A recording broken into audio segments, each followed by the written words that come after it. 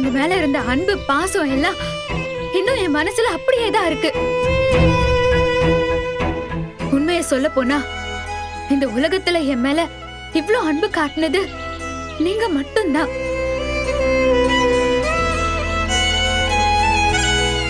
அப்பா அம்மா இல்லாம கொஞ்ச நாள் பாட்டியோட வளர்ப்புல வளர்ந்தவனா, அவங்களும் போனதுக்கு அப்புறம் நான் இந்த ஆசிரமத்துக்கு வந்தேன்.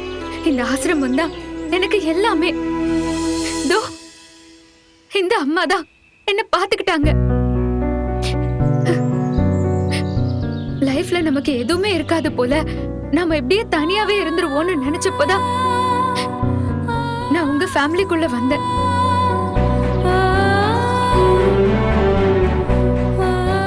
வந்ததுல இருந்து இப்ப வரைக்கும் என்ன உங்க வீட்டு பொண்ணா பாத்துக்கிட்டீங்க. நான் யாரோ ஒருத்தி தான். அப்பா அம்மா சொந்த பந்தம்னு எதுவுமே இல்லாம வாழ்ந்த ஒருத்தி தான். ஆனா நீங்க அது எதையுமே பெருசா எடுத்துக்காம எல்லாருமே என்ன தலையில தூக்கி வச்சு கொண்டாடினீங்க.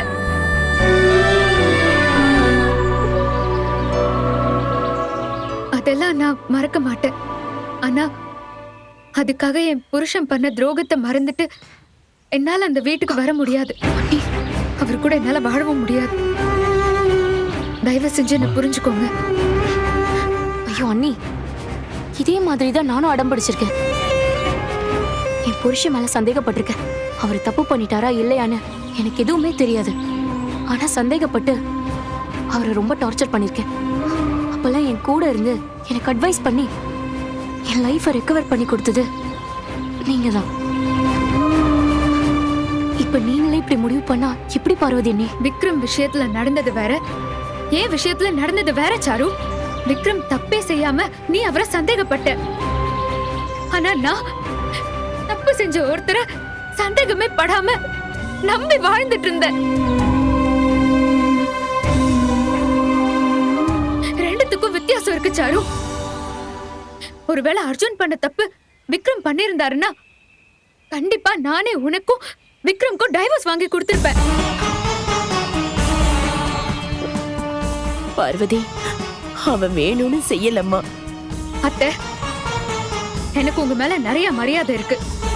அந்த மரியாதை குறையற மாதிரி உங்க பையனுக்காக பேசாதீங்க.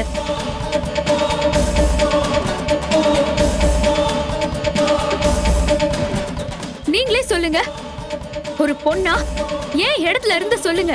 மாமா இப்படி ஒரு தப்பு பண்ணிட்டு உங்களை பொறுத்துட்டு வாழ சொன்னா உங்களால வாழ முடியுமா?